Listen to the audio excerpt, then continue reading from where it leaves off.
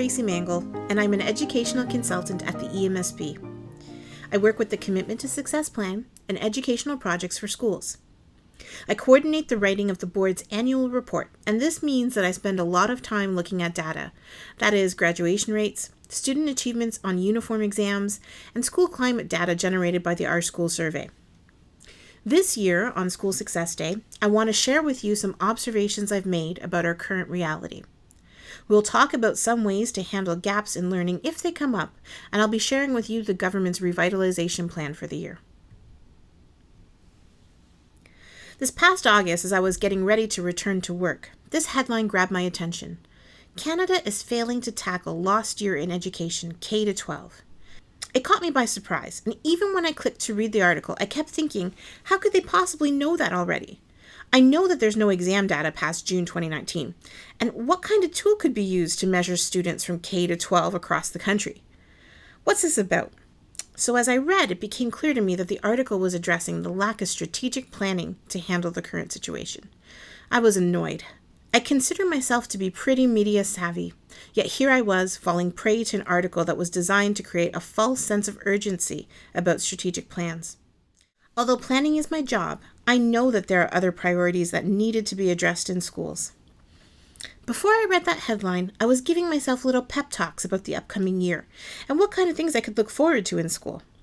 I was talking to myself about how to approach the tasks that I do on a yearly basis and how I could pivot my work to help make it easier and more manageable.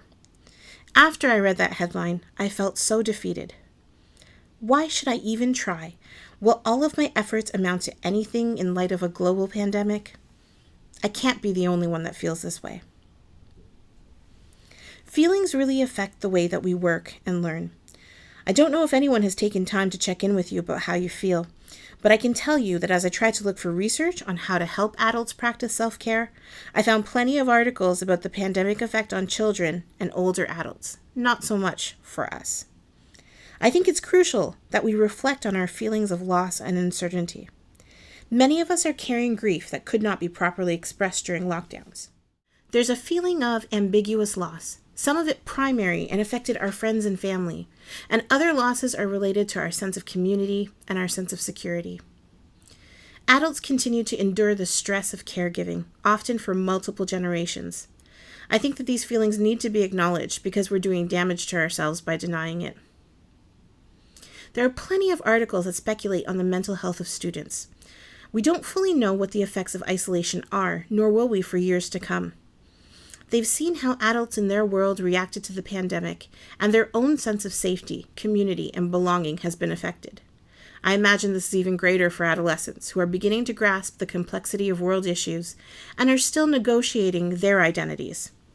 Reestablishing positive relationships and communication in the school will be essential moving forward.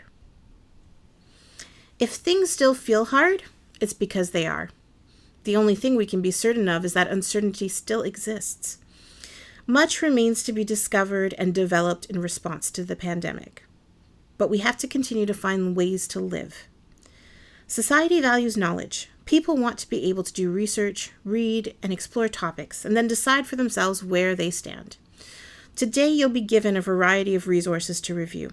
We hope to inspire you by giving you access to what has already been proven to work, albeit pre-pandemic.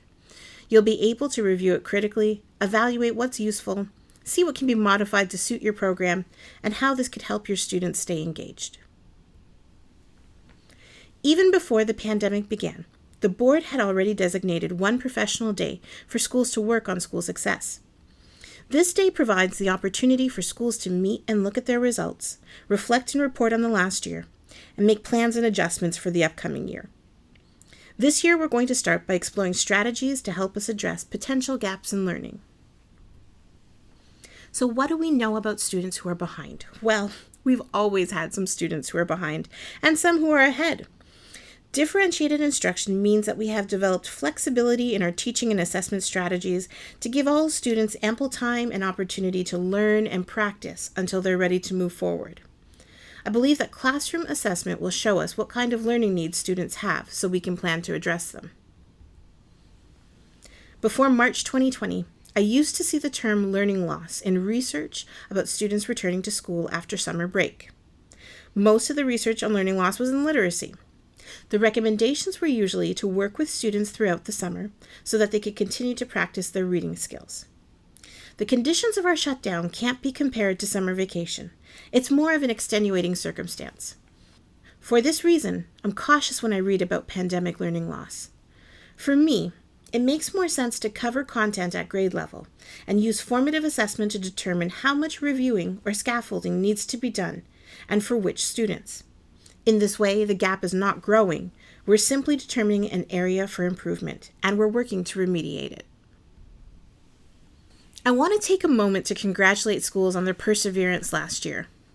For teachers, it was a year and a half of massive adjustments to the way we do things.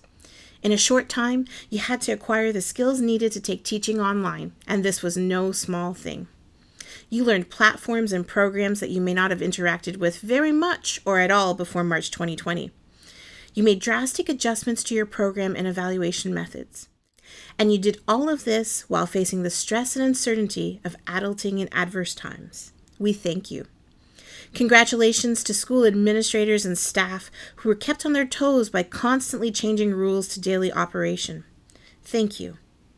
As we move forward, we will retain these skills for integrating technology, and we'll have some interesting things to reflect on. Online teaching is like the movie version of a well-loved novel.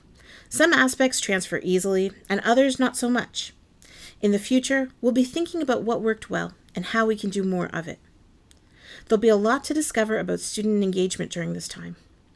We've all felt the frustration of talking to dark screens or a bunch of dots, and at the same time, we know that there were days when we didn't want to be seen either. Even if cameras were on, we couldn't be sure what students were doing.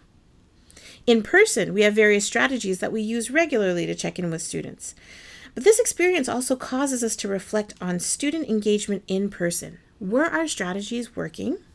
Did we develop better ways of checking in while online? As we look to give praise, I can't forget to congratulate the students who continued to attend classes. I'm glad that they submitted work. Many students graduated because of these online classes. Early in 2021, the government released a revitalization plan for our current academic year. In this document, they identify 3 areas where they believe schools need to be supported as we move forward. Those areas are educational success and reduction of learning gaps, well-being and mental health, and school organization and pedagogical frameworks. That means evaluation. I'm encouraged by this document because it shows that the government recognizes that things aren't back to normal yet. They also release these plans to complement and give structure to other things that they will do externally to help students, while you work with them internally in classrooms. So if you read this document, know that it is meant to accompany the work that's being done by you. The quote that jumped out at me from this section was, "Take time for students to get it right." This section emphasizes classroom learning, where students have ample time and many opportunities to practice skills before evaluation. Classroom assessment should do 2 things: inform the teacher and the student about what the student needs to work on, and indicate when progress is made. I know that this is not new. Basically, we're talking about formative assessment. The resources you're being given today encourage collaborating with colleagues to create assessment, and also in working together to address what do students need. The idea is that many hands will make the work lighter. We're also giving you access today to current research-based strategies that address specific student needs. These resources, particularly the ones that are available through Gale PD on the virtual library, are free for you to use throughout the year. Well-being and mental health. There is a recognition that going through a pandemic has had adverse effects on our physical and mental health. We will now have to work actively towards changing our routines to include or maintain self-care and exercise. Communication skills need to be practiced. Without a doubt, we have to practice being together again. The government document calls this predictability. More funding will be available to hire people to enrich student life and to encourage student voice. Area 3 is the one that affects us the most. The government recognizes that changes need to be made in how we report on student achievements and exams. It has been 2 years since we've had uniform exams, and this year they've been scheduled. The new Learning to be Prioritized documents have been distributed. More details will follow when we look closely at this section.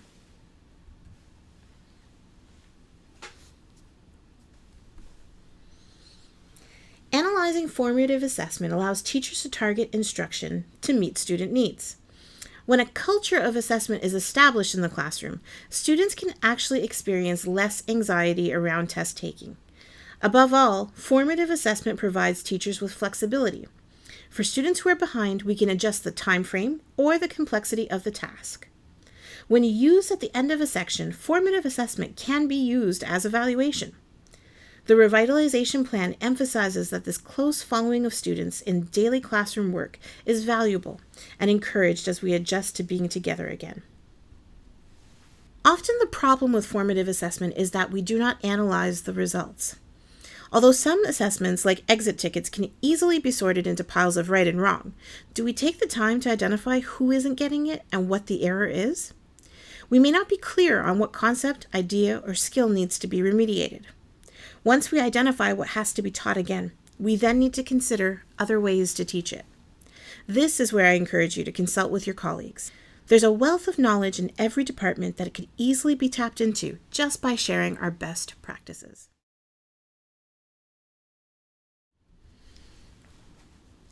Society is finally acknowledging the impact that mental health has on its citizens. It's important for students to see that these concerns are taken seriously. At the heart of it, when students feel heard, they'll be more receptive to learning and working with us. Psychologists speculate that it will take years to understand the effects that isolation has had on our mental health. We can understand intellectually why quarantines and lockdowns were enacted, but inside, our sense of security has been shaken. When we feel unsafe, we might want to withdraw from others and ruminate on negative thoughts. Feeling unsafe can also lead to anger and resentment. I remember when I ran into a friend for the first time after the lockdown ended. It was so good to talk to another person outside of my household. We smiled a lot at each other. Sometimes we had unnatural pauses in the conversation, or we would talk over each other. It was awkward. I remember, though, feeling this lightness in my chest when I walked away. And I also felt tired. Social interactions take a lot out of us, especially when we're out of practice. Remember, your students are feeling the same way. Don't forget to take breaks. The effects of prolonged screen time is also unknown. Pre-pandemic, there was research that suggested in young children, extended screen time was linked to verbal delays in language. For older students, we know that social media affects the way students see themselves, and this can result in anxiety and depression. Our communication skills have suffered, and at some point we might see this manifesting in the behavior of our students. Teachers play a unique role in the lives of their students as they're trusted adults who are not family.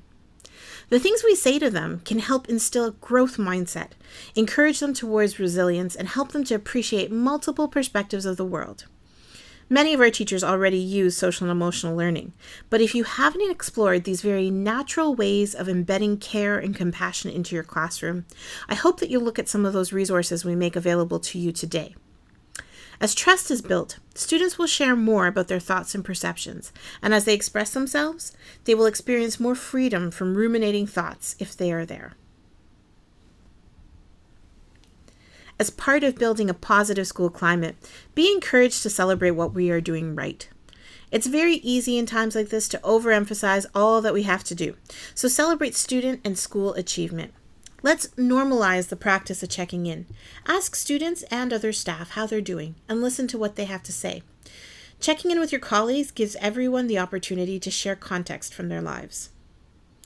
You might want to spend some time today with your colleagues thinking about what kind of events can be organized to do team building between teachers and students. Activity-based events allow us to relate on a common level. Something as simple as a basketball game where staff play with or against students can be very rewarding. As we look to rebuild our community connections, I want to emphasize the goal of today is not to give you more work to do. School Success Day provides the opportunity for teachers to work together and reflect on how we can improve. This year, we wanted to put research and strategies into your hands for your consideration. Talk about it with your colleagues. You might find something worth trying out. When there are gaps in learning, we will need to address them. And depending on how many students require intervention, trying to cover all those bases on your own can be difficult. Having a plan that involves collaboration with other teachers will help.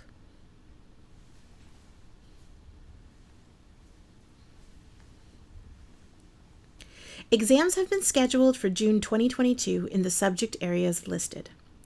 I want to point out that the exam for history will not be moderated. In 2017, the program changed, and for 2 years the exam was complimentary. June 2020 would have been the first uniform exam, and it was canceled. So as we look to start again, it's only fair that this year's exam be complimentary as well. We will have 2 report cards and 2 progress reports, with the first term worth 40% and the second worth 60%. All competencies must be evaluated in both terms. I want to take a moment to show you what our graduation rate was like pre-pandemic. You may have heard about it through a press release. We usually present our annual report to the public in January of the following year. This PowerPoint is available to you to download if you want to look at this chart closer. And in the notes, I've placed the link to the annual report on our website. So, in Quebec, we look at the graduation rate over 3 years. Students in high school start in grade 7 and go to grade 11, so that's 5 years. And then at the end of grade 11, they have their first chance to graduate. On this chart, this is represented by the blue bar. Graduation means successfully completing all required credits and passing ministerial exams. The government then allows 2 more years for students who are not able to finish in 5 years to continue to study in adult education. They can take credit courses and they can write supplemental exams. The red bar on the graph represents the amount of students who obtain the requirements for a diploma after 6 years. Finally, the green bar represents the amount of students who obtain their diploma at the end of 7 years. Since we're tracking 3 years of data, you'll notice the most recent 2 years results are not calculated yet. But if you look at our most recent result, it's the students who started grade 7 in 2009 and graduated on time in 2014. In the chart, you're only going to see 2016 because we're showing the full 7 years. So in 2014, 78.7% of our grade 11 students graduated. 3 years later, 83% of our students graduated at the end of grade 11. Now, if you look at 2018, that's the next year, the blue bar slightly decreases. And then the last year of data that we have, that's 2019, the result has gone up to 83.8. This is the highest 5-year rate that we've had yet. We're still waiting for last year's data to see how many more students were able to complete their studies at the end of 6 years. Even in our last year of available data, that's June 2019, our 5-year rate hasn't changed all that much. In fact, it improved a little.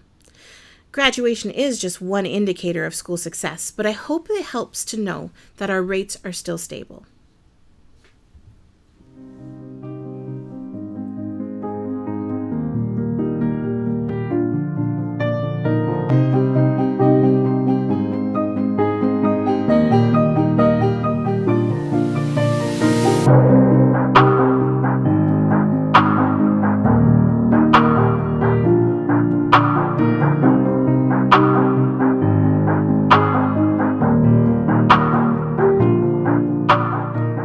I want to let you know that this afternoon, I will be available on Teams with Chad LeBlanc, our evaluation consultant, to meet with school teams and administrators about all things data.